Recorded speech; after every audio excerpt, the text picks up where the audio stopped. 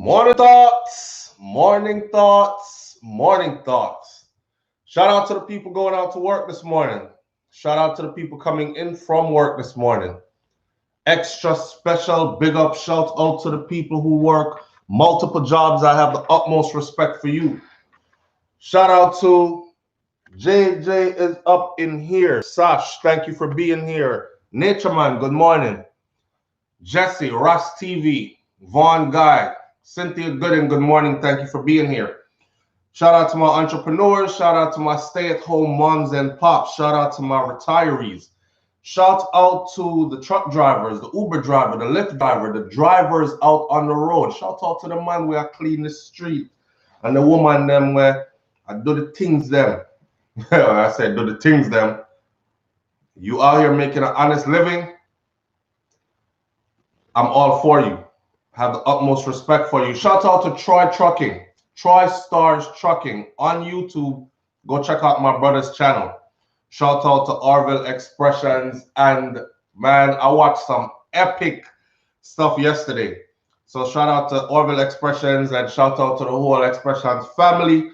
And shout out to the bartender, which is the hottest smoking thing right now on YouTube as far as Jamaican stuff goes. If you're looking for a nice, authentic,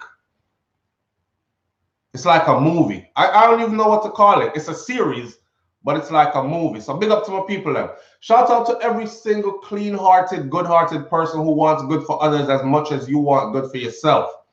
That part right there. Big up yourself.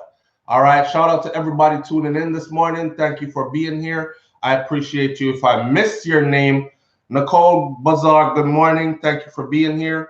If I miss your name, you already know. It's manners and respect, just the same. All right. M. Palmer, thank you for being here. Old John Crow, Old John Crow. Why would I name myself Old John Crow? Every time I see that name, there's a name on here called Disassociated Hand Job. And every time I saw that name, Disassociated Hand Job, like, why would you name yourself that? And the person who named Disassociated Hand Job usually said constructive things. So I said, why you name yourself Disassociated Hand Job, but you say constructive things? What's in my cup this morning? Cersei. Again, some Cersei. You know when you just wake up? Me just wake up, people. Me just wake up. I barely had time to get a cup of tea this morning. And wifey sent me one bag of things. So this morning, we got a couple of things we're going to talk about this morning. No disassociated hand job. We got a couple of things we got to talk about this morning. It's morning thoughts. So we're going to be talking about the vaccine. All right. Because Zambia has rejected the vaccine completely. We're going to be talking about the studies that they put out in the US saying that African Americans are taking the vaccine far less than their Caucasian brothers and sisters. All right. But we're going to get into that. And we're going to talk about a subscriber yesterday left in the comment section on Morning Thoughts yesterday morning. Make Moves Freddy was his name. Make Moves Freddy says, SouFLo, talk about women not valuing men. We're going to talk about that. But we can't go further until we go through the highlights of the inauguration last night. Because I sat and I watched it, and the inauguration was something else. Of course, it was different. The place wasn't crowded and all that, but it was still impactful and powerful. The first thing that struck me about the inauguration last night was the vibe. The vibe. You know, for the last 4 years, I was used to seeing one black person, like somebody placed them there. You know what I'm saying? Like, you know, that one black person that they put right as Trump was speaking, he would be right in camera shot, or she would be right in camera shot. Last night, it was a different vibe, period. The highlight of the night for me, there were a couple of highlights. One of the highlights of the night for me is it don't have nothing to do with politics. It just has to do with two people, Barack and Michelle Obama. When they came out, I'm just telling you what I saw, okay? When they came out, it was like, I don't know, Miss Soul just do something when they came out. And Michelle Obama, man, listen, I don't think there's ever been a first lady as classy as Michelle Obama. I'll put it that way. And as stylish as Michelle Obama. I'm going to put it that way. And the thing I like about Michelle Obama too is she mix it up. She big up black designers. You understand? Yesterday I left a comment on somebody's stuff that, you know, typical thing that black people do, entertainers or famous black people do, which I spoke a little bit of yesterday, but I saw more of it again. How they brag. Even our Jamaican artists do it. You know what I'm saying? I have to big up people like Capleton. Because I say Capleton has maintained the same person. There's somebody that literally feeds their family off of providing Capleton's ensemble. I don't know if you know who Capleton is. If you don't know who Capleton is, reggae music, Father Capleton, Fireman Capleton, King of Fire, Shango. If you don't know who Capleton is, then you're missing out a whole lot, okay? But there's somebody, watch where I'm going with this. There's somebody out there who can provide for their family and lives a comfortable lifestyle off of providing Capleton's ensemble. I remember he did an interview on this and he never switched it up over all the years. He remained loyal to this person, right? To see us advertising for these people all the time that don't really care about us. And I think to myself, I put on FUBU for us, by us. Damien and his guys put FUBU together many years ago. FUBU should be a classic now. I'm in Europe where white people treat FUBU, young white people in Europe, especially over in Germany and those places, they treat FUBU like how the people over here treat some high-end brands. But us, you put FUBU on right now, you'll probably have people laughing at you. Like, what are you wearing, FUBU? Man, that's from back in whenever. FUBU ain't nobody checking for FUBU. That's how we treat our own brands. So people like Michelle Obama, to get to that level and then say, yeah, give me one of your ensembles, and I'm gonna mention your name because they speak who created it. You know what I'm saying? Who she's representing when she wears it. She calls the designer's name. I'm not saying she always wears black designer stuff because she have to keep the thing balanced and equal. And sometimes it's just what you like and what look good. But she made an effort to highlight some black designers throughout her years. But that outfit that she came out in last night, and it's pretty windy and chilly, but that outfit she came out in last night, that me not too good with my colors, you know. When me I grew up, we call that color the burgundy. I don't know what colors y'all call it, crimson maybe. What was the color? Somebody help me out. Kamala Harris also not only uses, highlights black. She's a whole nother kettle of fish. She's a, man, never thought about that. But what was the color? Was it crimson or burgundy? When Michelle Obama stepped in last night, I first of all, my wife was going off, okay?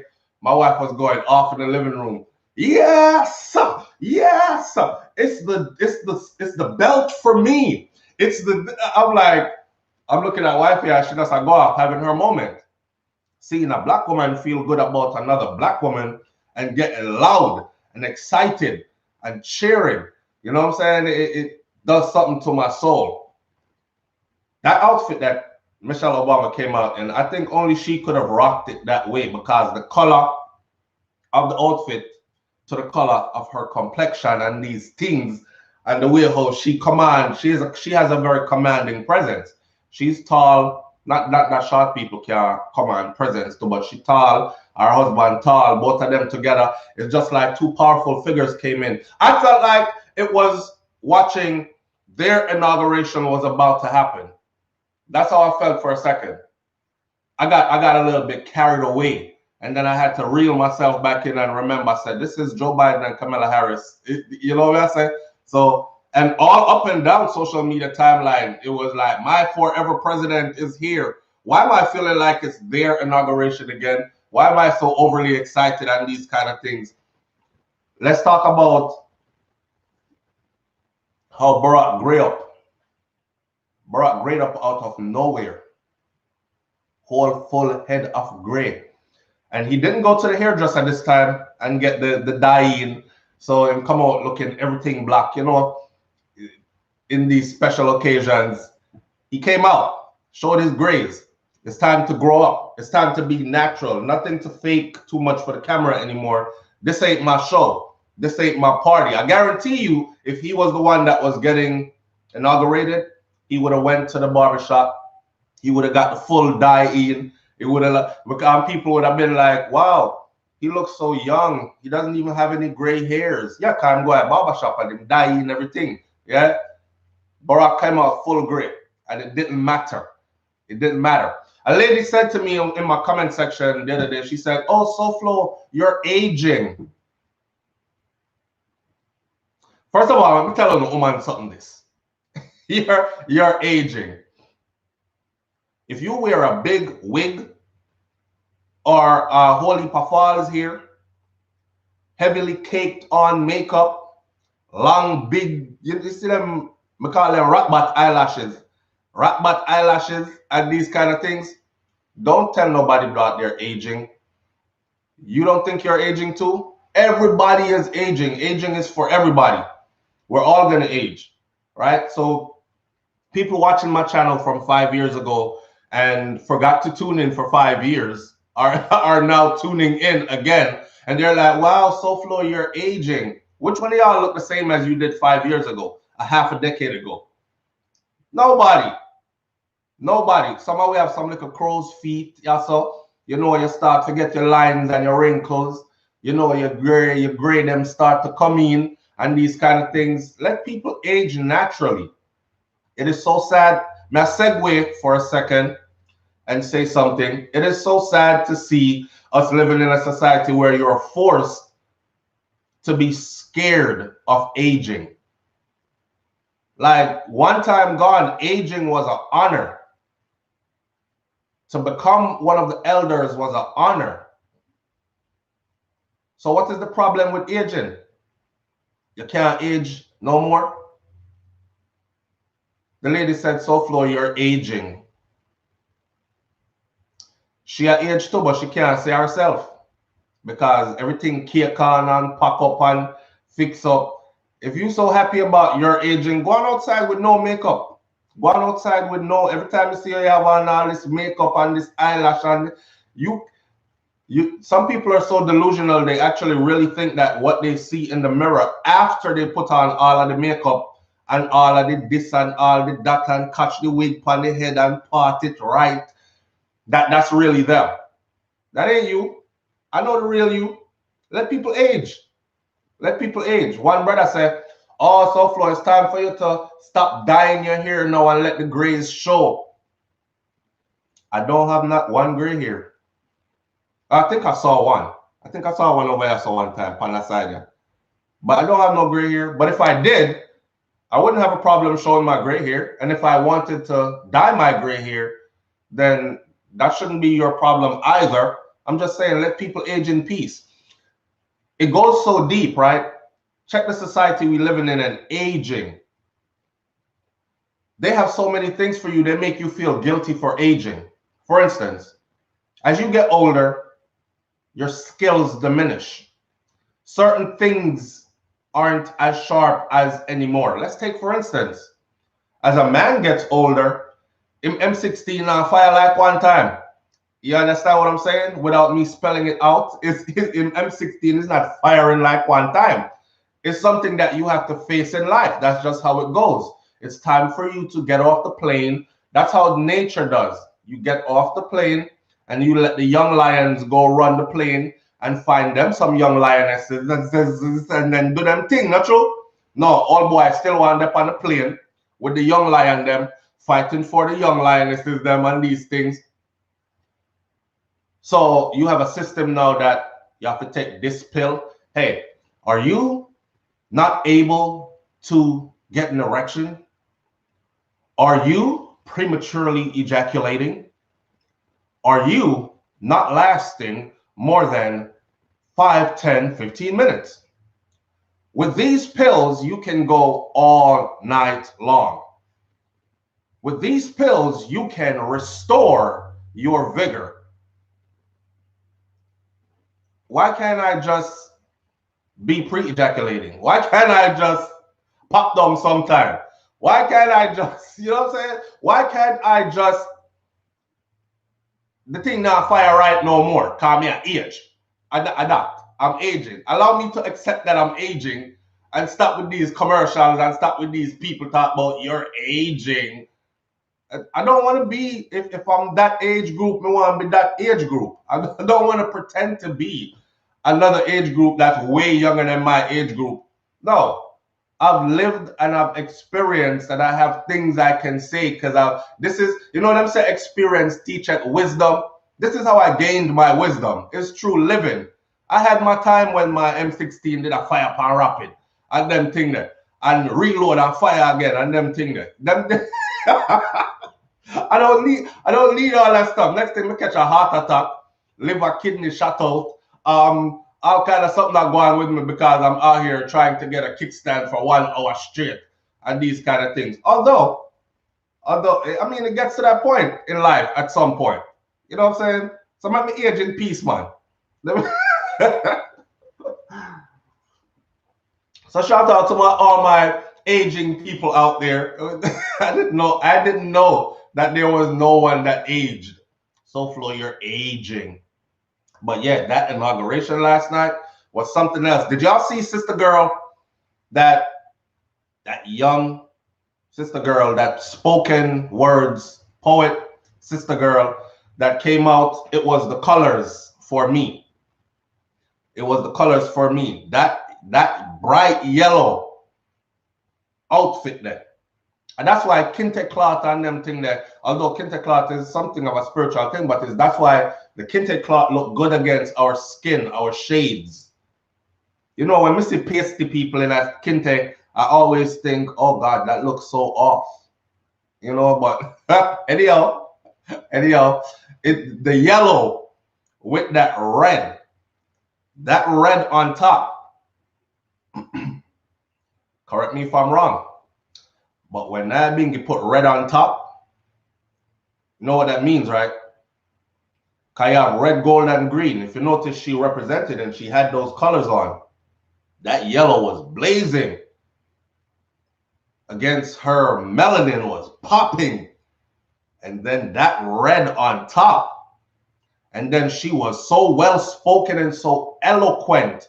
Whether she was reading or not, it takes nerve and courage, especially to be that young, to stand up in front of a group of people that powerful and to just get it out there with poise and precision.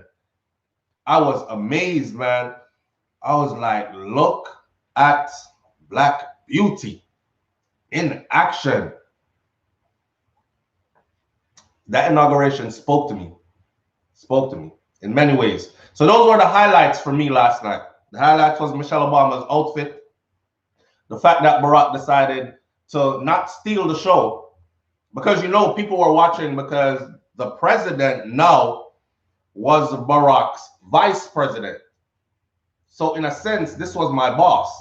And now he came to support him. And people were looking.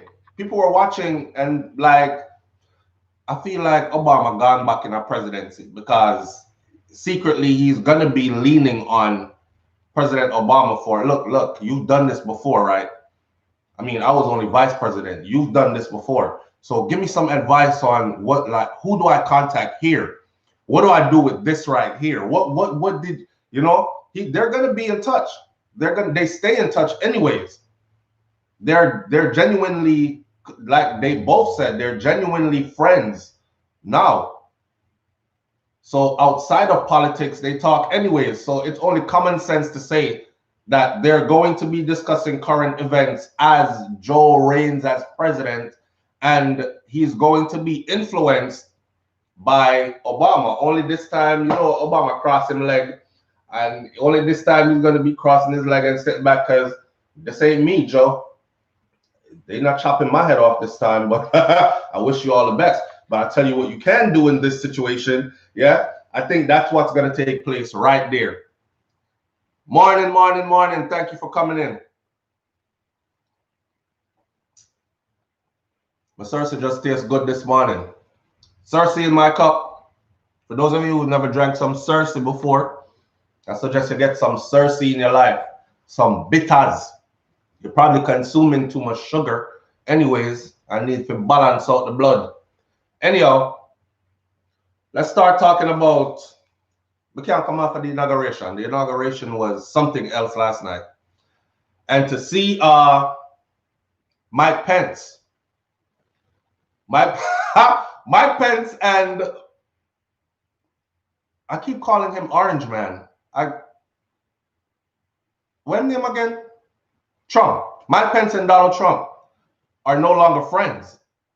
Donald Trump told Mike Pence, his last phone call to Mike Pence was, you can go down in history as a patriot, or you can go down in history as a pussy. That's and Mike Pence said that was the last straw for him, because he was like, oh my gosh, I have spent 4 years under a regime trying to be as diplomatic as possible, trying to support you in every way I could, even through all the things that I thought were just total and utter madness. I've stood there for you throughout it all. I've bit my tongue. I haven't said much. I've given you the floor. And this is what it comes down to. I can't do it. I can't do it. So to see Mike Pence out there with that mask on, he looked so relieved. He was wearing the hell out that mask. And remember, under Orange Man, under Donald Trump, even reporters that were going to interview Donald Trump, he would not give them an interview unless they took the mask off, unless they came to do an interview with no mask. Now, you remember how many people in the White House got sick from his cabinet, from his team, got sick? So imagine going in there as a reporter. You're like, I want to go in and get the story, but I know these not covering up, and Corona probably doing gymnastics in there, backflips, and I'm scared. And your network, whoever you work for, NBC, CNN, Fox News, whoever is sending you, go on in there at 8 o'clock tomorrow morning. It's been scheduled already. You have a 30-minute interview with the president, no mask. And you got to pass his whole team that you've never met before that has no mask on, and this thing is raging, right? And everybody in here is, achoo! No, we're okay. We're okay. It's a hoax. It'll go away. We're fine. Go outside, get a little sunlight. You can imagine the terror. And could you imagine your boss telling you, even after he caught it, when we go outside, we'll wear the mask for the cameras. When we're in here, no masks. I hate it. He actually said, I despise we despise the doggone mask too, but we wearing it.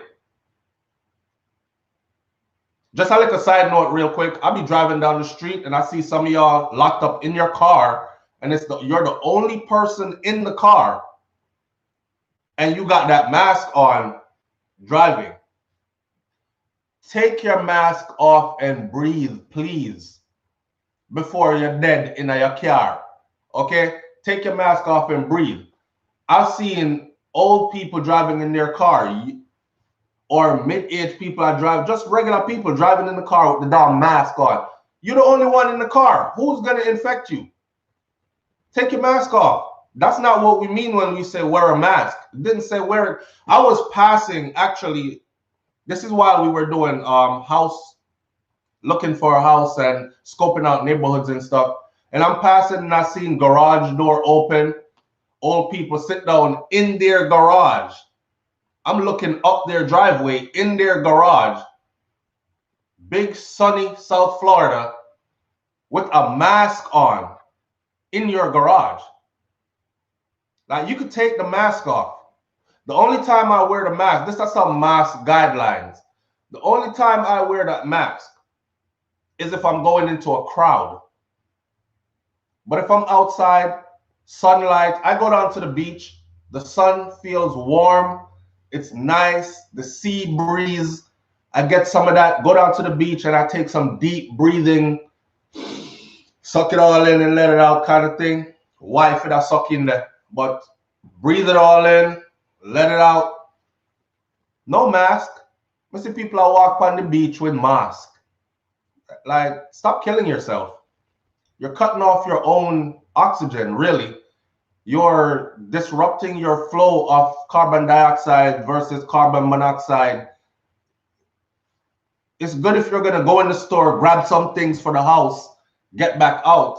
I wouldn't advise you to go walking into the gas station or the grocery store with no mask on and you staying there. You don't know who comes in there. Even though in Florida here, especially since it was revealed that Donald Trump would no longer be president, there's some angry people around. So what they do is, fuck it. They threw away the mask. So now when I go to the grocery store or when I go anywhere, there's a group of people there all the time with no mask on. And shout out to the people who drag their children into public spaces. Mommy has a mask on. Daddy has a mask on. And the 3 little kids don't have no mask on. What's the point? Y'all going back to the same house, right? So how's that going to work? But anyhow, Mike Pence last night looked happy under that mask. I'm sure he was probably like this.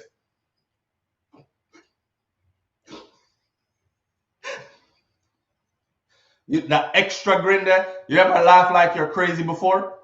It looked like Mike was under that mask like, keep it together, keep it together. I'm free.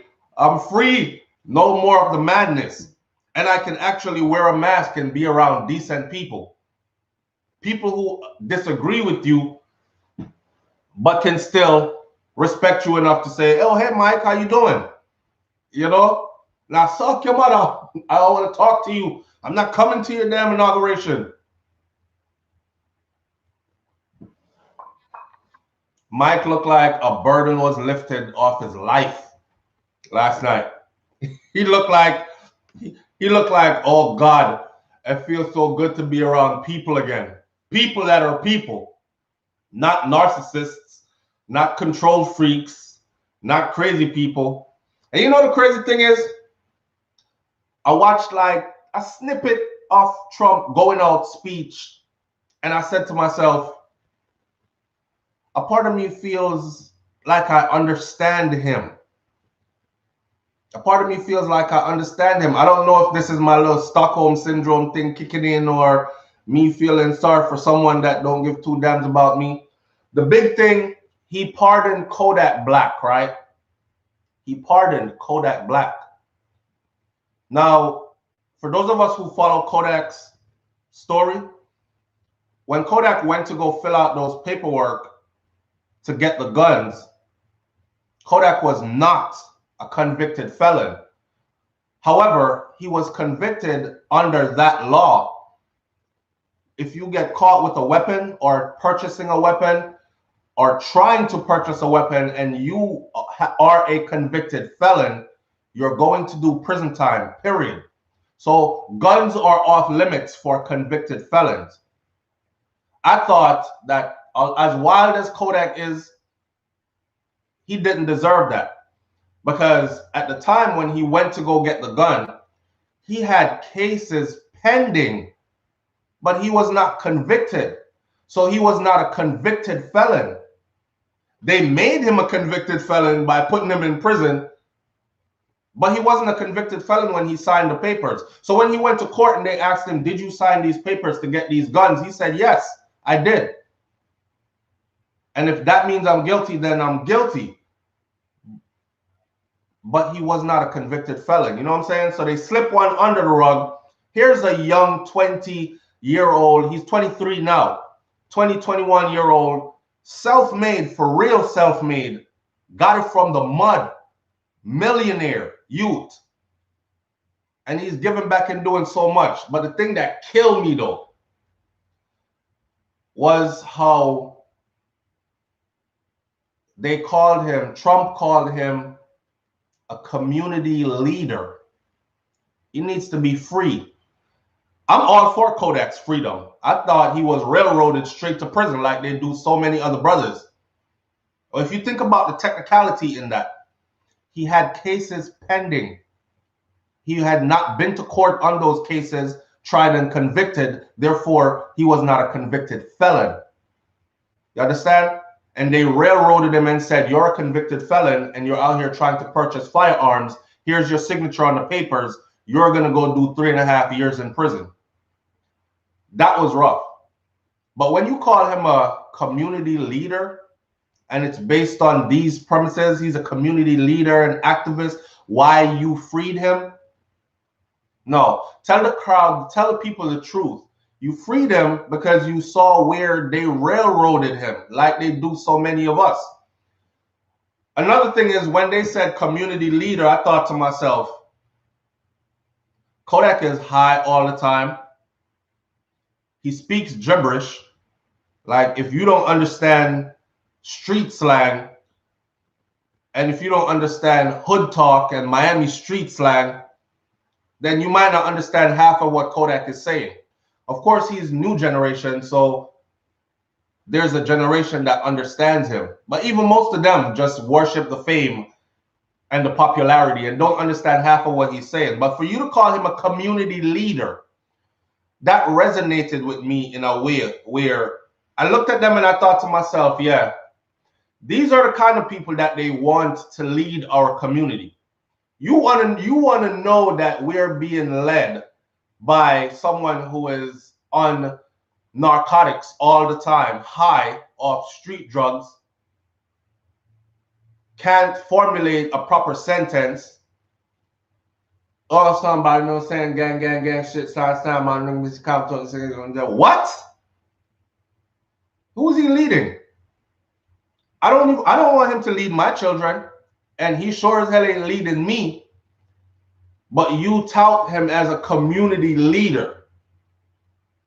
We have community leaders, real community leaders, who are eloquent, who are truthful, but you would never hear them say to those, oh, this is a community leader. They want us to be led by the drunkie, the druggie. They want us to be led by some careless person who leaves an example for us and our children of live fast and careless. Money over everything. Money over your family. Money over your principles. Money over your dignity. Money over your history. Money over everything. That's what they want. They want that to be our community. He's a community leader. Look, Yak is many things, but he ain't no community leader. That's his nickname, Yak. He is many things, but he is not no community leader. Okay? He is an entertainer. He is a young self-made millionaire with his own talents. Because when he came out, a lot of people was like, yo, who is this? It sounds like a child rapping. He makes no damn sense. But ever since he got with the Hebrew Israelites, he's been making a whole lot of sense. And I don't think they want him linking with. They're not ready for that. So they're giving him this platform when he's self-destructing. And he switched lanes on them. So he took the money, right? And then he switched lanes on them. And then he started linking with the Hebrew Israelites and started getting some teachings. And they're like, uh-oh, prison. Oh, he went to go buy some guns? We could get him on that. We could definitely get him on that. Yak. Yakety yak. Natasha, you a fool. Natasha says yakety yak. But that's what they call him, yak. Yak is many things, but Yak ain't no community leader. He could even be a community activist, but he ain't no community leader. He does do a lot of good though, and he does give back a lot. I know some people say, SouFlo, we know the thing already. These rich people, when they give back, some of them, they give back just because they can write that off in taxes at the end of the year. So you got to get rid of some of the millions, right? And then you claim it right back in when you do your taxes. But he genuinely gives back. He's been given back from before that fame got to where it was at or is at. So shout out to him for that, and welcome home. And I'm glad you are free, because we all saw that you got railroaded. But community, we all saw that you got railroaded. But community leader, no. I'm gonna get to Make Move Freddy thing, but let's talk about this vaccine a little bit. And before I start talking about this vaccine a little bit, let me say this. For those of you who come to the show in the morning and you're like, SouFlo, get to the point and all this, I have 1 whole hour to talk. And I have about 20 topics I want to get through in the 1 whole hour. And sometimes it's just touch and go. That's my style. And sometimes I dwell on something for a little while. And sometimes I skip and I go back.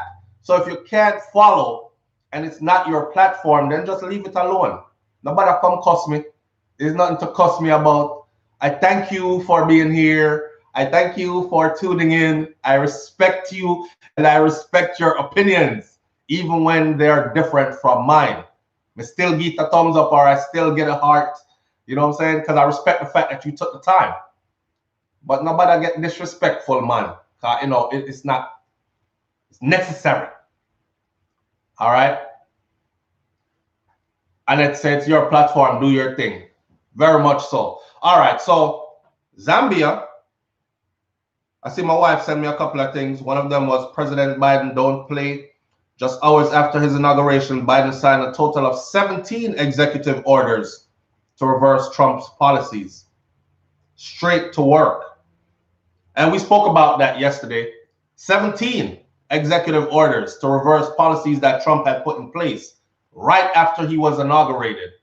Biden hit the ground running. Biden said, listen, this ain't vacation time. This ain't celebration time. Me and Kamala, we're going to celebrate behind the scenes as we go, as we're working. But things are up right now and need some fixing, okay? And partly getting this damn thing under control that people are still calling a hoax, so we can move about freely and get some things done. We haven't talked about that. There's an update out there on Kaylin. Kaylin is the girl, the young lady in Jamaica who went to the party with a friend, you know, whatever the issues were, and she got beat into a coma. So there's a update that she is in need of blood. And the doctors say that she needs blood as soon as possible. And they're currently, I don't know if that can help. I don't know how we can help, because she needs blood. A lot of us, some of us are in Jamaica right now who might be able to go give some blood. Majority of us are probably overseas somewhere. We can't really help the girl. It's a sad situation. Them beat me bad when I said there's something to learn from this. Because in my book, she was 17 and she shouldn't have been out in the streets at 2 o'clock and 3 o'clock in the morning. You know, my granny always said, I'm sure your granny probably said too, there's only 2 kind of people out on the road certain hours, right? And my 17-year-old ain't going to be out on the road at them hours. But she got herself caught up. Her mom was complicit too.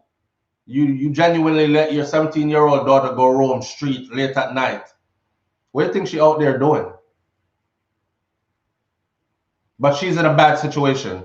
Anyways, she is coming out of that coma and all that other stuff. I haven't done a proper update. I'll do that on a separate video. I wish her all the best. And if you're out there and you're in Jamaica and it is in you and you can do it, then go give some blood. Apparently, she is urgently in need of blood. All right.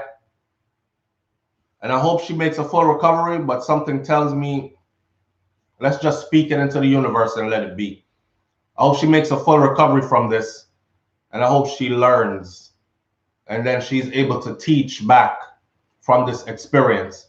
Somebody picnic. I mean, I wish nothing bad at all on her, but a full recovery. That's it. We're going to leave that there. All right.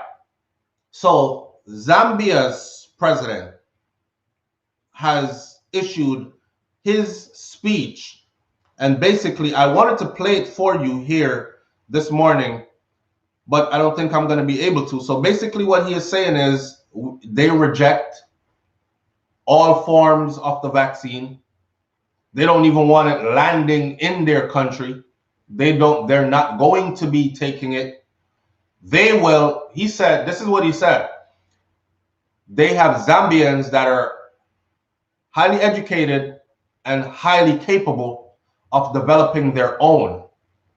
And the only way that this vaccine, from whichever one it is, these foreign vaccines, he's calling them, the only way that they're going to accept those vaccines is if they can have it, take it for themselves, run their own tests on it, short term, long term, and see the results for themselves, and they pass it off for themselves, for their people.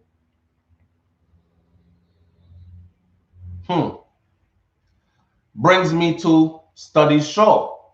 Headline. It made headline news. Studies show that they call us African Americans, believe it or not. And that's why I tell a lot of you sometimes that when they look at us out in the streets, they can't tell if you're African American or if you are Jamaican or if you're a Trini or if you're a Guyanese or if you're from Grenada or Antigua or Haiti or Barbuda. So they say African Americans, right? African Americans are taking this vaccine far less than their white counterparts. All right. When I saw that headline, I thought to myself, Flint, Michigan, that dirty lead water that they act like they couldn't fix forever. People literally turn on their pipes and brown water come out. We haven't forgotten Tuskegee experiment. We haven't forgotten. I could go all the way back to, what's her name? The lady with the big booty that they paraded around and everywhere. And they used to like do unspeakable things to her. Try to figure out Sarah Bartman. We haven't forgotten. So we have a history that we remember of being jabbed with things that was not in our best interest. So the headline says studies show that African Americans are taking this vaccine far less than white people. No need to wonder why. No need to wonder why. If the vaccine was helpful or is helpful, it's going to take a lot of us a long time to get around to it. For the main fact that it has not been long-term tested. And we have a history where we cannot trust because purposely we've been given stuff that damaged us before. They even knew that it was damaging us. And after they knew it was damaging us, they still stayed there and took notes. Okay, well, let's see how it looks after a year. Oh, his whole penis fell off? Oh, shit. Okay, let's put that in there. So at 12 months, the male genitalia will fall off, rotted, big sore, documented. Let's observe him some more and see what. Okay, so he was trying to urinate and he was unable to. There was a blockage. There was pus. Oh, he started to have, the hair's falling out. Now there are sores on his scalp. Oh, the sores on the scalp are eating into the skin. Ooh, we're now looking into the head. Oh my gosh. Okay, let's continue to document. That's what they did to us. That's what they did to us. And then they have the nerve years later to come out and admit it. And then throw a black lady in the front and said, she did it. they printed the story. Hassel Daniel, thank you. I appreciate you. They printed the story, right? And they said, did you know that a black woman was the only consistent medical personnel on this Tuskegee experiment from start to finish? Here's their story.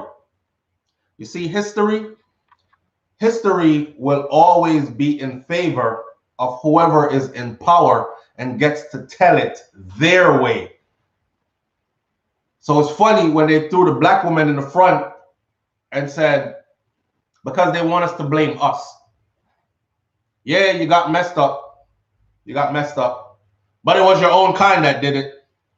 It's just like how I hear black people walking around right now saying, there's nobody else to blame for slavery but us, the transatlantic slave trade. We did it. We sold ourselves, our own people. Our people never came back to get us across the ocean and blah, blah, blah. Some devil spun a tale, a lie, and have you believing that. So think of how crafty this is. You got the victim to blame themselves. You could just wash your hands of all guilt, free, step back, and plot your next course. Okay, so what else can we do to them now? Because we could always get them to blame them. Syphilis, thank you. And they watched it. And it went over decades. And can you imagine, and they said as it came out more and more, because people started blowing the whistle as it was developing more and more, years went by, laws were changing. People were saying, hey, whoa, hold up. People who were in charge of the program and who were working the program started running away from it, resigning, leaving. That black woman stayed the course from beginning to end. She was instrumental in getting it done. We've been over this before. She was instrumental in getting it done because she was a local girl from that area where they concentrated it at. So people knew her growing up. The elders, they trusted her. People trusted her. Oh, little Mary is so intelligent. She's going to be a registered nurse one day and these things. And they pushed her and they elevated her and she went through schooling and she got it and she excelled. And she came back to the community as an agent. And then she got their trust. We're going to give you this free vaccination. It's for your betterment and whatever. And all along knew what it was. And then even when they developed medication that could help with it, they chose to not administer that medication. That's devious. That's devious. So we have a history. So it's no wonder that everybody else is taking it more than us, because we have a history that we're not too sure. Right now, the average black person, if you ask him, you took your COVID vaccine yet? No. I've seen a couple of people say, I've taken it. My auntie is in Canada and she said she's taken it. She's a psych nurse. And I've seen her posted on Facebook, says she took it and she's doing just fine. She had a slight sore throat or something like the day after, but that cleared up in a couple of days and she's doing fine.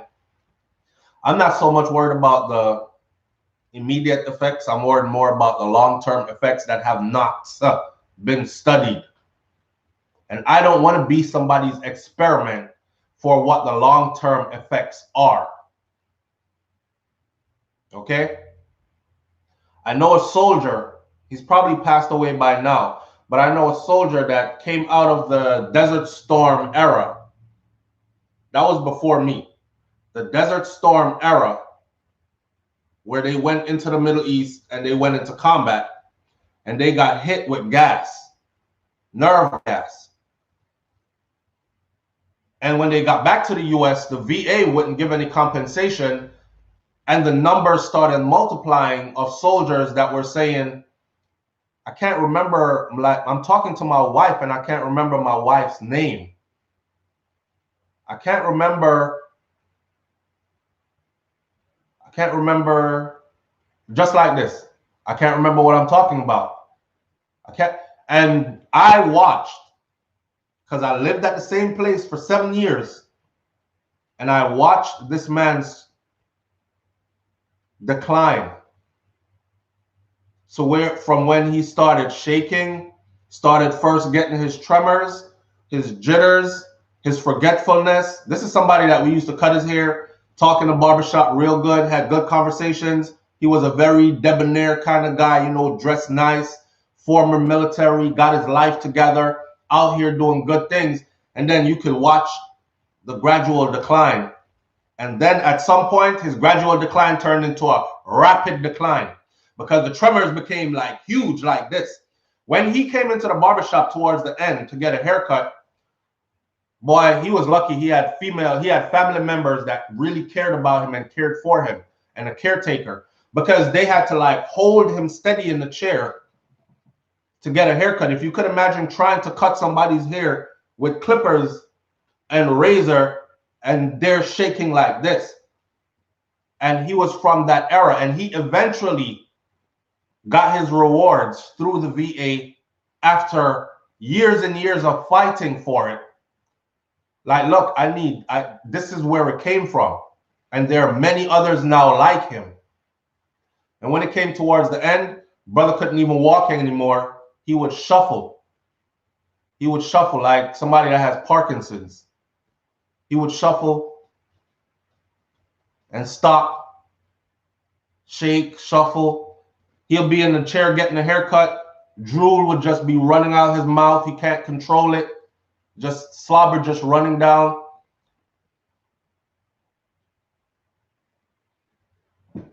Yes, that's nerve gas.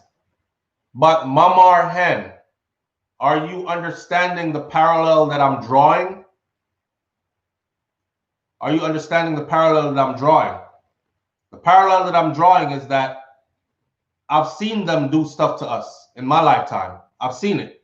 I've seen them do stuff to us, whether it's sending us into areas where, because, you know, nobody is more excited than black people when their children join the army. Oh, my son's going to be a soldier. Oh, he looks so good in his uniform. I love a man in uniform. All this. And we encourage them, right? And then there are those sinister people who are thinking, so we have to go into so-and-so. Let's make sure that this unit goes first. All right. So they write orders for a unit that is predominantly people of color, and they send them in first, and they get hit with nerve gas, and then they deny it. And then you come back and you're going through your issues, and they deny and they deny and they deny. Do you understand the parallel I'm drawing to the vaccine? Follow the conversation, no man. So we have, and you're saying that's nerve gas, though. That's not the vaccine. I am telling you about his long term. He was fine first. So it's the same thing with the vaccine. The vaccine has not been tested long term.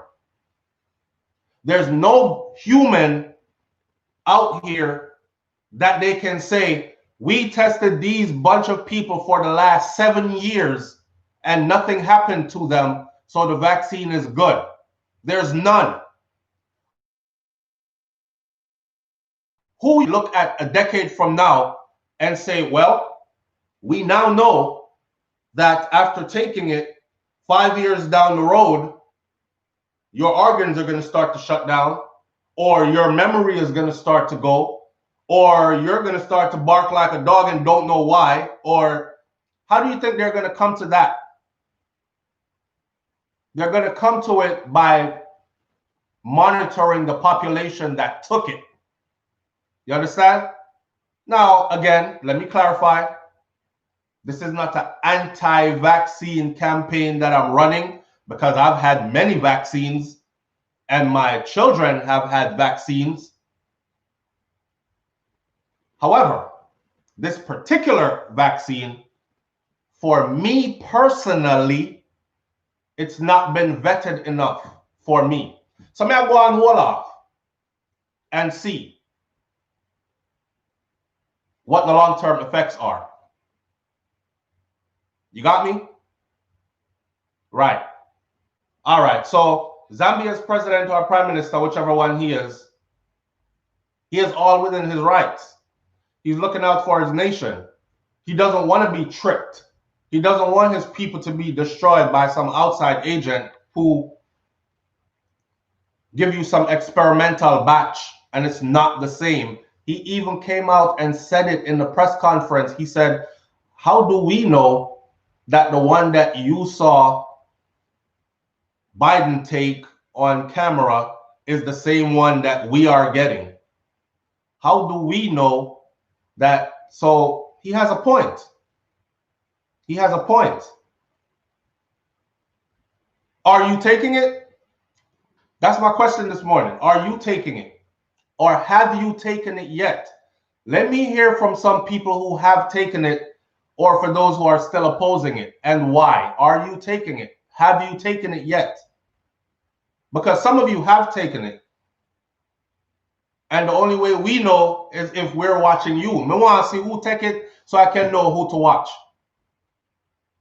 If Sexy Kirby 69 says she took it and a year from now she don't show up on SouFLoTV no more, I'm just going to assume that she going through some things. Okay? So Shantae Nemhard says, no, I will not. Arlene Howard says, no. La Zionist says, rolling. I saw. Who else? They made it too fast, so no, I will wait. And you're within your rights. You're not out here telling people, no, don't take it. This is a personal decision for me. I'm not telling you not to take it. A lot of people will have to take it.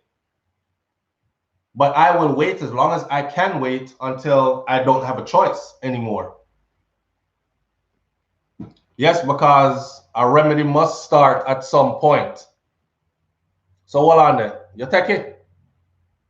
I want to see who took it, you know.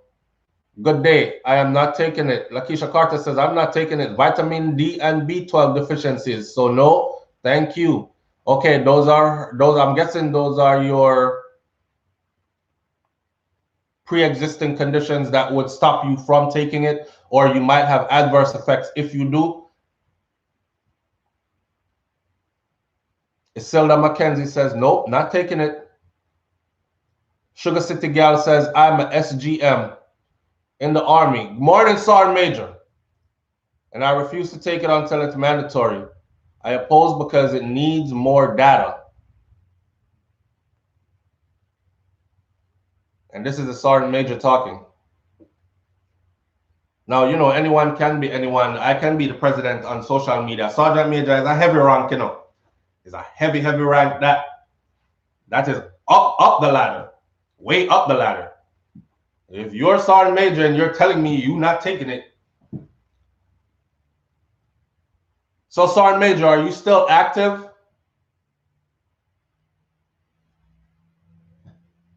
Rasta Youth says, not running out first. And them to prove how the thing work for real. Cindy, I'll wait. Evan, yes, because our remedy must start at some point. So Evan Edwards, you've taken it.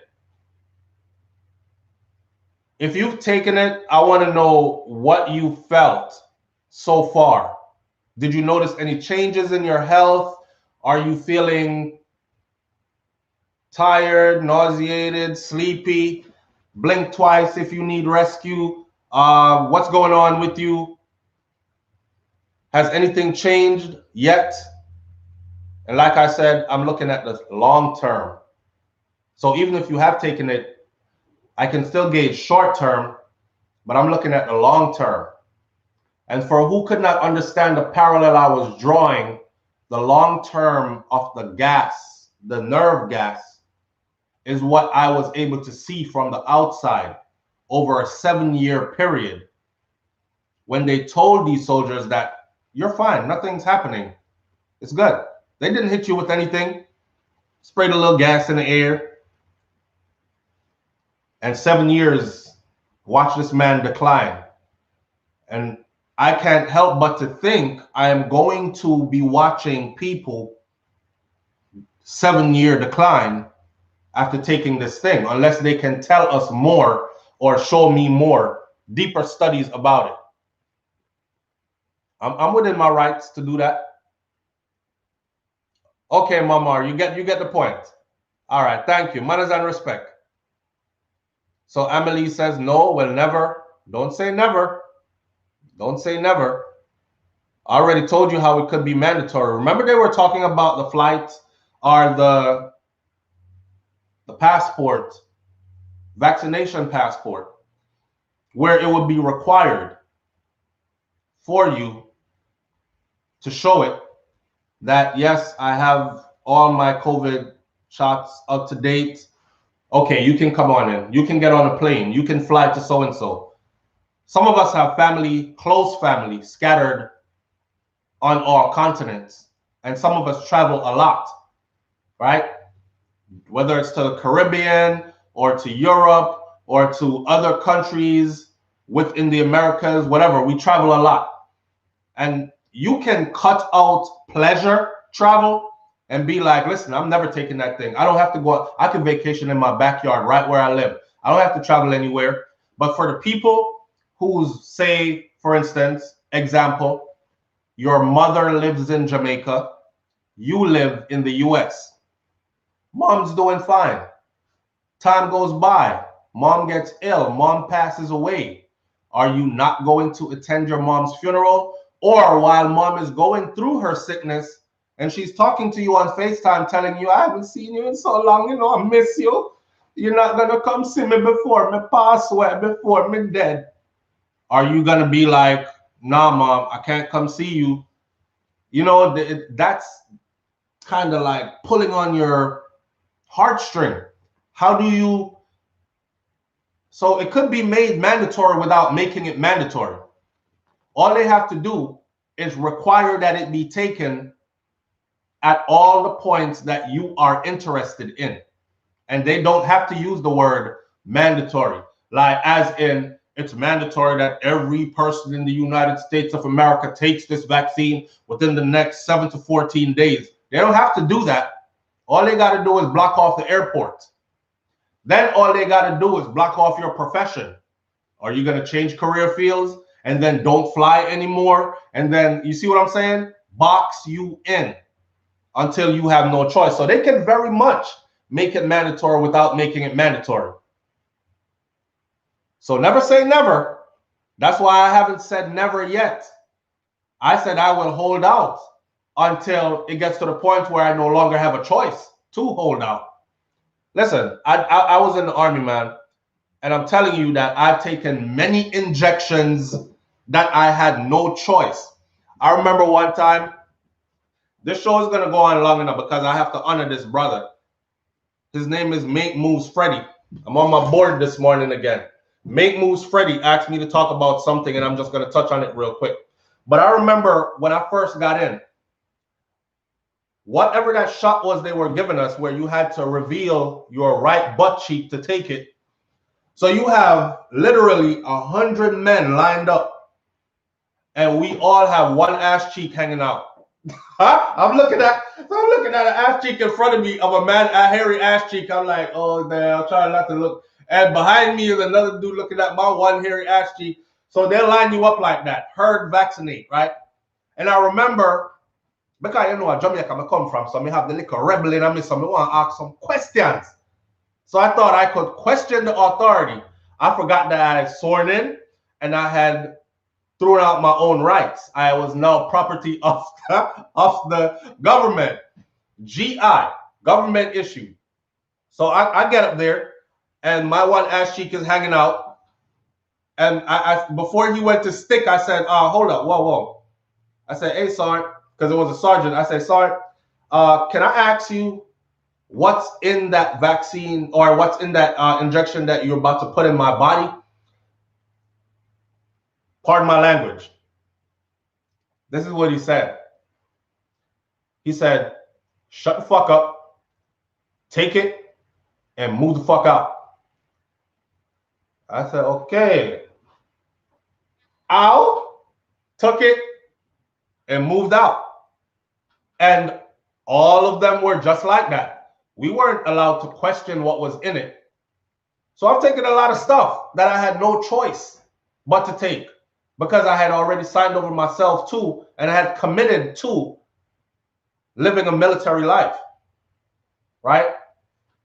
I have a choice now because I'm no longer in uniform. So I can sit back now. But if you're in the Army and they make it mandatory for your unit, you best believe you're getting it. If they make it mandatory for your unit. Now, if they give you a choice, that's different. But getting those initial injections going in, I didn't have a choice. And I remember one of them specifically, they locked all of us in one area. We were quarantined. This is before quarantine was a thing. We were quarantined, okay? And we were locked in for like 2 weeks. And everybody in there for 2 weeks was spitting up some big yellow and more like neon yellow, almost bordering green yellow stuff. We were all spitting up in there after we got that vaccine or that injection, if you want to call it. After we got that, we were all in there getting it. This is after I took that one in the ass cheek, okay? And I'm in there thinking, damn, I want to see I got through, man.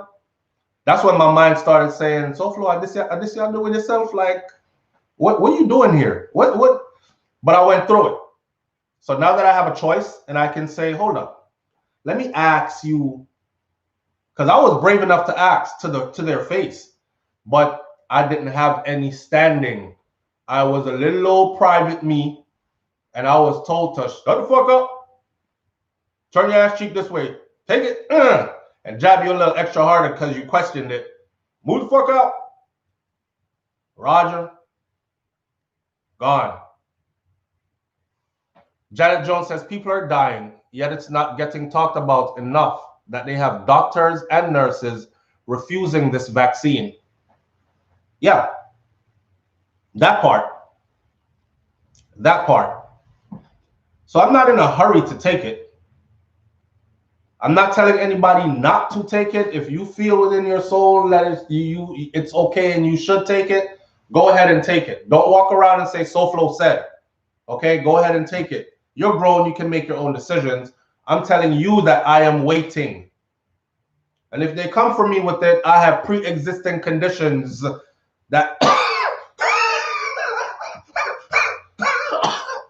I can't take it. I'm going to die if I take it. So I'll hold off. That's me. For now. Somebody says, I know enough to be cautious. That's all I'm saying. We ain't forget. We did not forget. History tells me to tread lightly and move cautiously on this one. All right? Yeah, as soon as they come for me. It is going to exacerbate my pre-existing conditions. I might develop pneumonia and won't be able to recover. I can't take it. For now. Until they box me in like everybody else. And then we're all just looking at each other like, yeah, me take it. You take it too? Yeah, me take it. Well, one side of my head feels so. Yeah, from day to day, my left side now work neither. You've been hearing things? You having crazy dreams too? Yeah? Sometimes I'm shaking in the sun. Like McCall. You get to see I'm feeling too? That's how we're all going to be talking to each other. Just walking around helplessly looking at each other like, yeah, you messed up. You took it. I could tell. I'm feeling the same things you feel, and I took it too. But until then, I go on hold out. Okay? I go on hold out. Yes, somebody says, yes, doctor was healthy before taking vaccine and died after taking it. But you know they're not going to say that that was the cause. They're going to say he had conditions existing before he took it that he was going to die from anyways. And it's easy for them to just say that, and we accept that that's what it is. There's one headline that came out. Is it Norway or Iceland? One of these places, Iceland, I believe it was.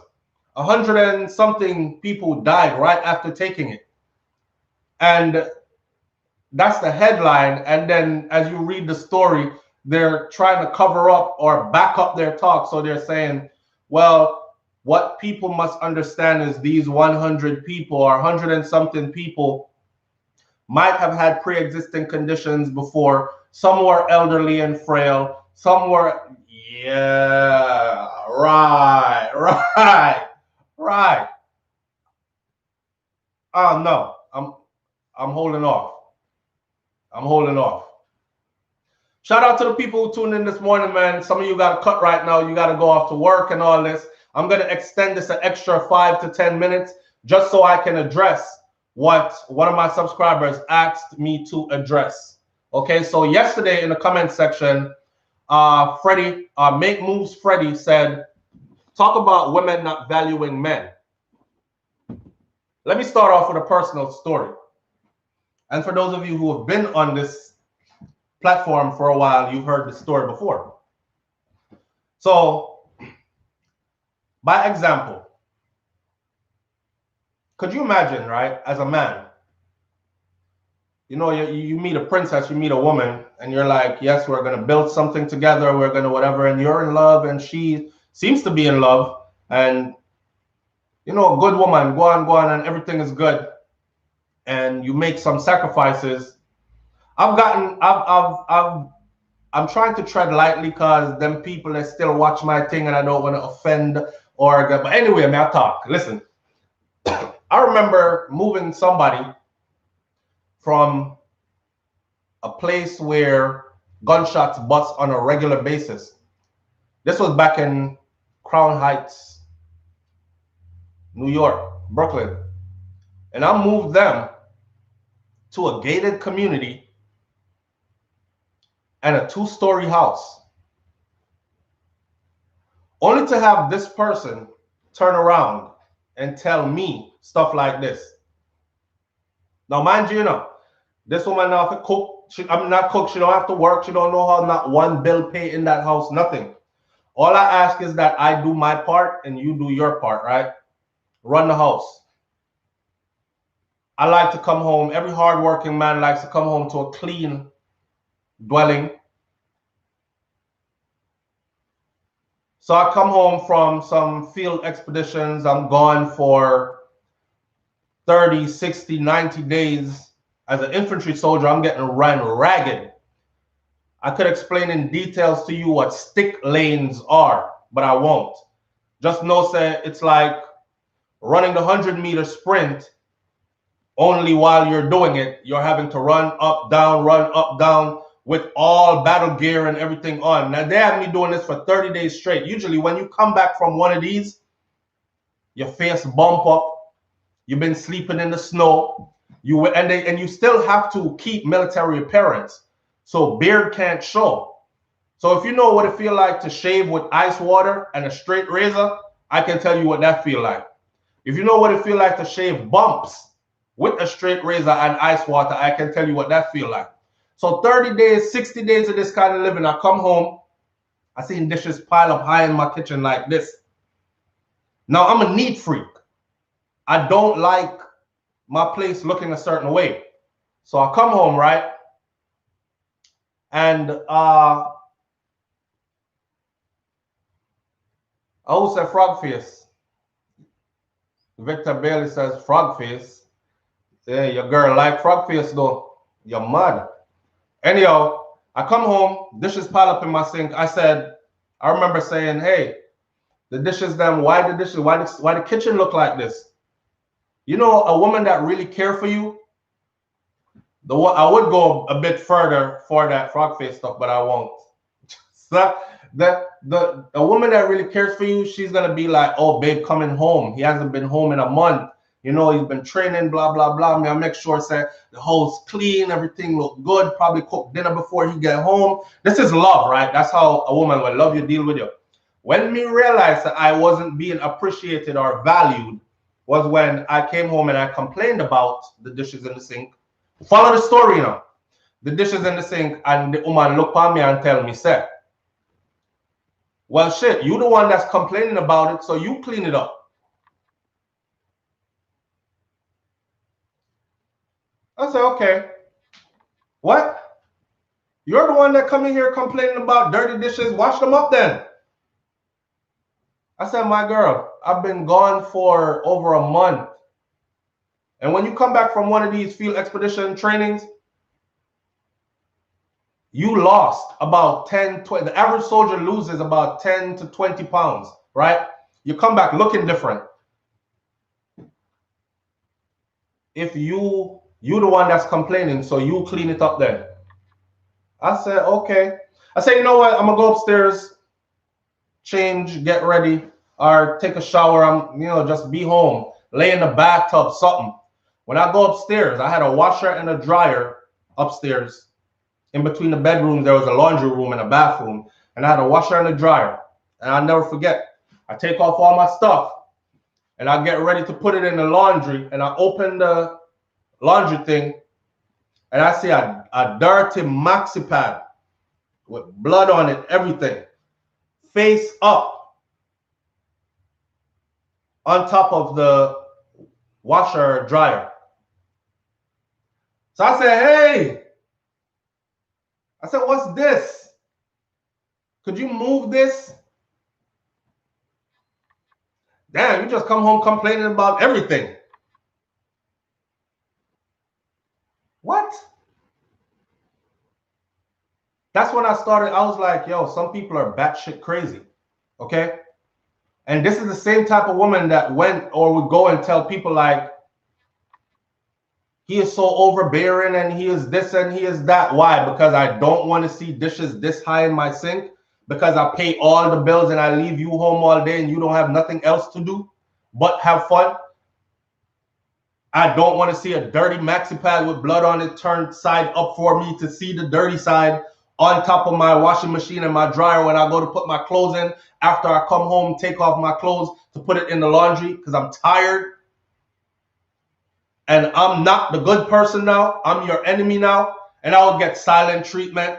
And she mad for days and she not talking. So I've been there.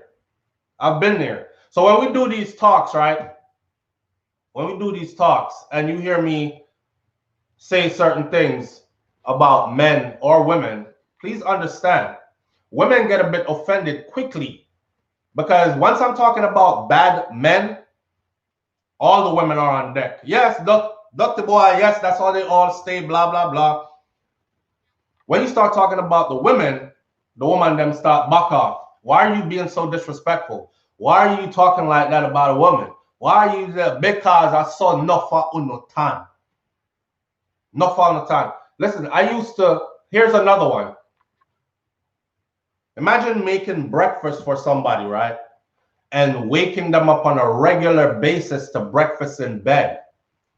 Or the first thing you ask in the morning when you wake up is, baby, all right? You good? Okay. I'm going to the kitchen and go cook something to eat. You want breakfast? And the first thing you do is make sure that they have breakfast. This same person looked at me one time and said, oh, you think because you give me breakfast in bed or you ask me if I'm hungry every day and give me something to eat, you think that that's love? You think that's love? And I'm trying to think to myself, like, shit, if that ain't love, what is love? If you care about me enough to ask me every day if I'm hungry, have you eaten? Do you want me to prepare something for you to eat? That's love. That's love. So my brother asks, make moves Freddie asks, talk about women not valuing men. The funny thing about that is the amount of respect. I've seen this too many times and I've lived it myself. The amount of respect that is given to a good man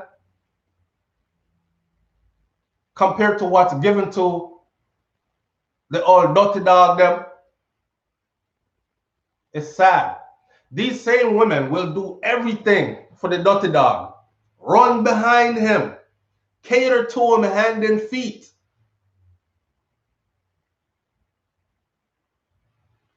And he'll abuse the hell out of her in every way possible, right? And then you have a good man now. He don't argue with you like that unless you draw him out, and she purposely draw him out every day because she wants argument. My thing about that is this. There are different people out there on both sides of the spectrum, but a woman we have to speak about. I'm speaking on a specific topic for those of you who take it personal every time I say something. And oh, SouFLo, a bash woman again. No. Somebody asked me, make moves Freddie asked me to say, talk about women not valuing men. It's on my board right here. It's interesting to see. You just have to make sure you're not with somebody that's damaged already. Because a lot of them will tell you they're not damaged. But they're damaged. Somebody took them a couple of times and turned them into fools a couple of times, and they feel hurt. And they feel like they got to get back at somebody. And now you come along, good guy. And what woman is not going to snatch up a good guy?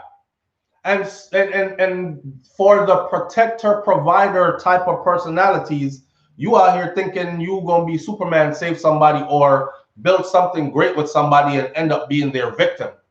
That's why I put up a post the other day that said some people are only looking for somebody they can wake up and argue with every day. They can call names and disrespect when they feel like. Believe me, some people are actually really looking for just this. I've seen women make this post. Actually, it was about 2 days ago. One woman made a post and a bunch of females under the post laughing and clapping, and you said it, sis. What she loves about a man is that she can fight with him, say all kinds of stuff, call him all kinds of names, and he'll still be right there for her.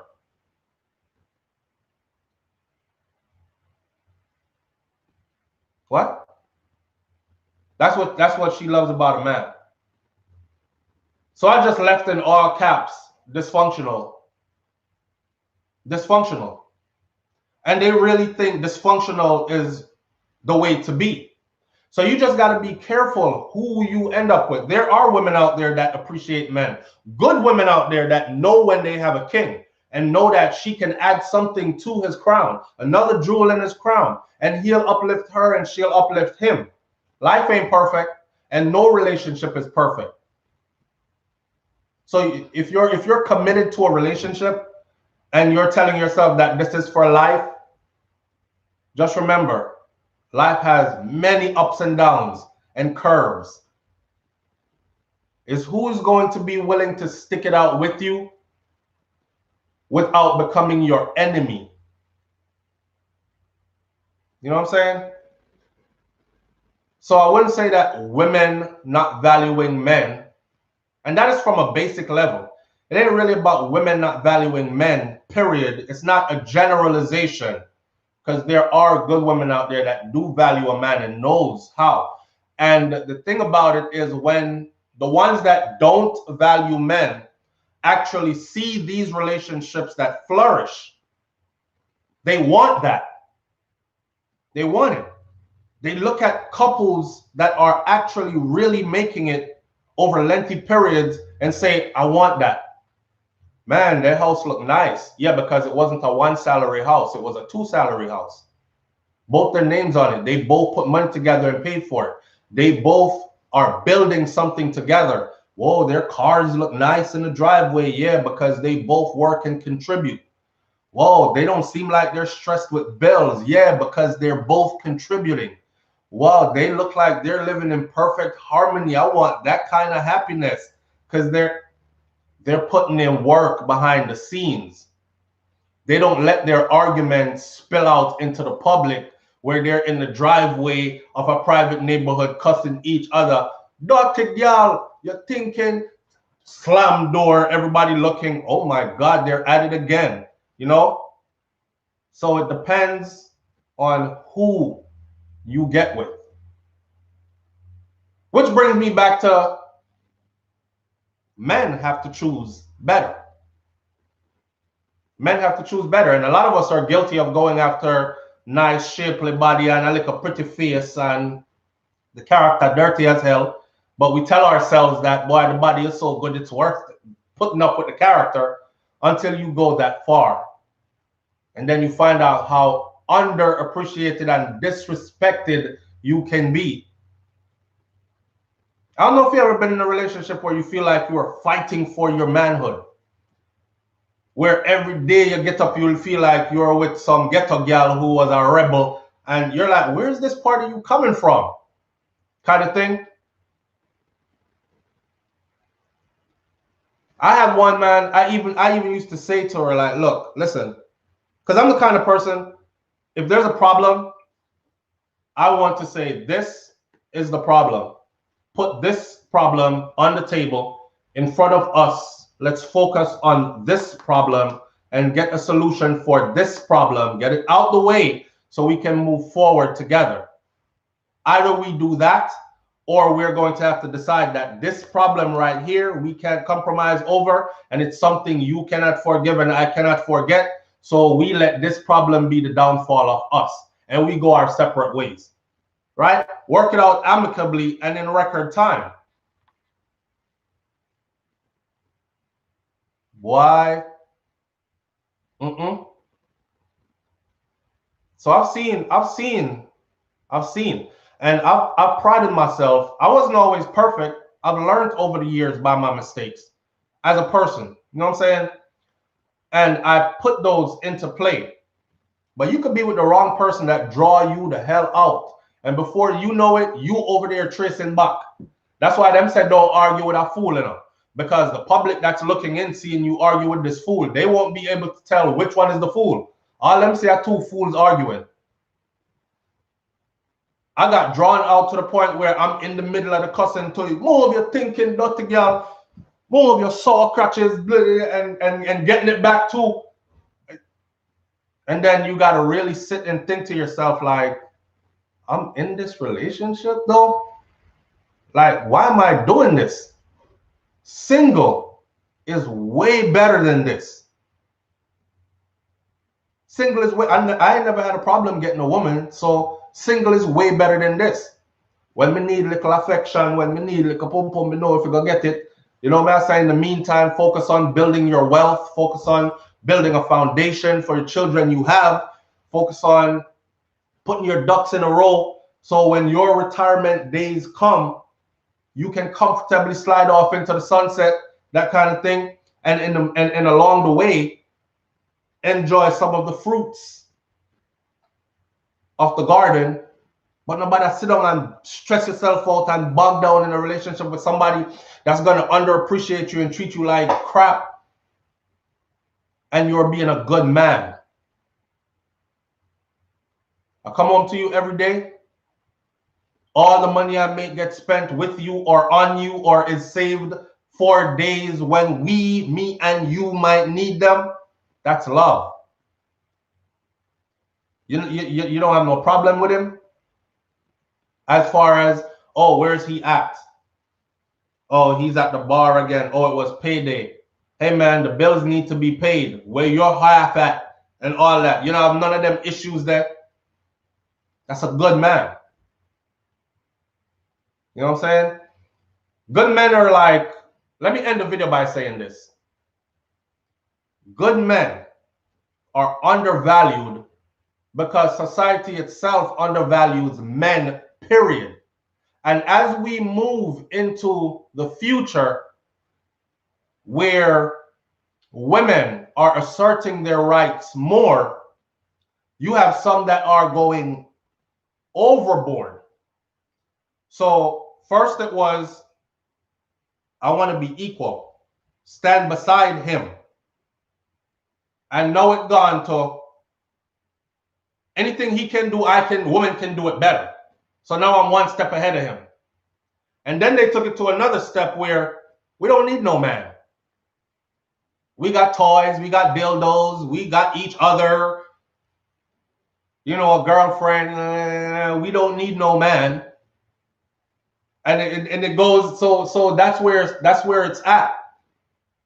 That's where it's at. So good men are really undervalued all across the board, period. If you think I'm lying, watch when Father's Day comes around.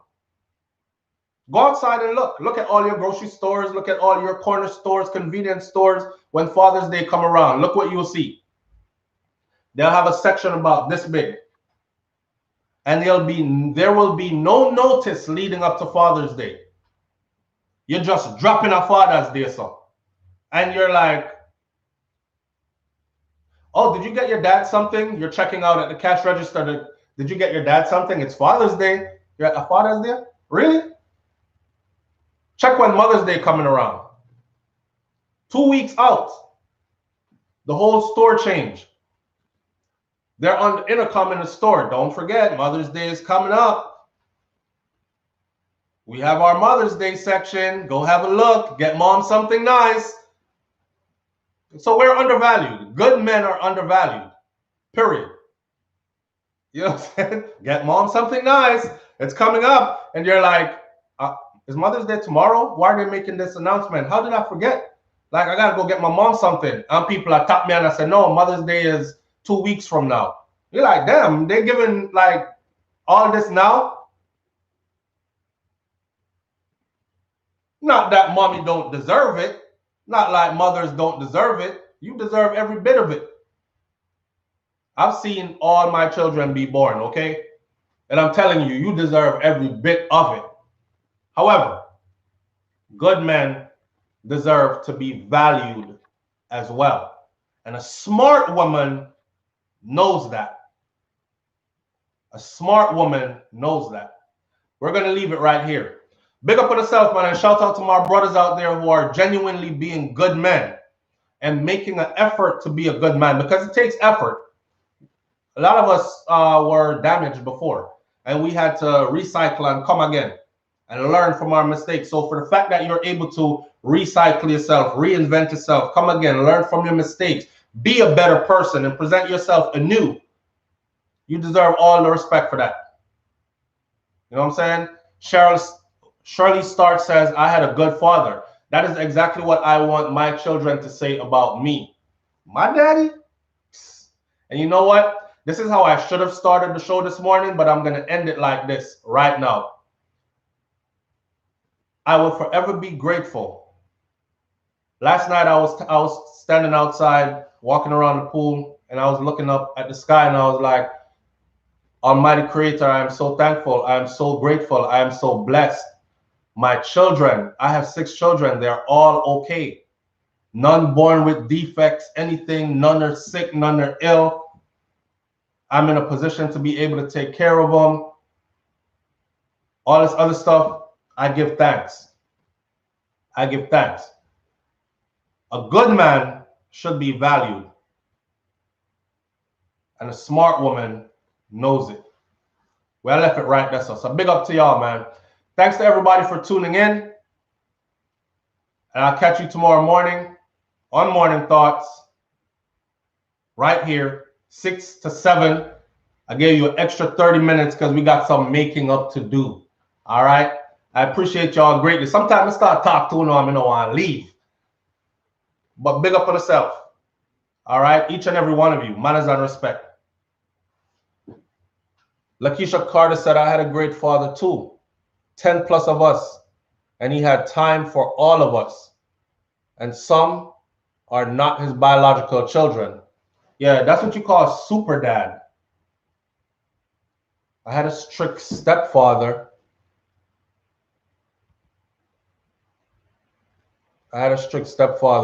Man, this topic could go on and on because I've seen women chase away like really good men and then end up out here talking about ain't no good man out here, but they don't tell the public what they did to the good man that came into their life. You know what I'm saying? And then now they're out here looking for a man, and oh, stepdaddy is the greatest. Stepdaddy is the greatest because you chased away the dad from his children. And you got blessed enough to get another good man, and you probably taken him for granted too. But he'll be a good man because he's able to endure what you put him through, the disrespect and all that. Anyhow, I'm out. Peace.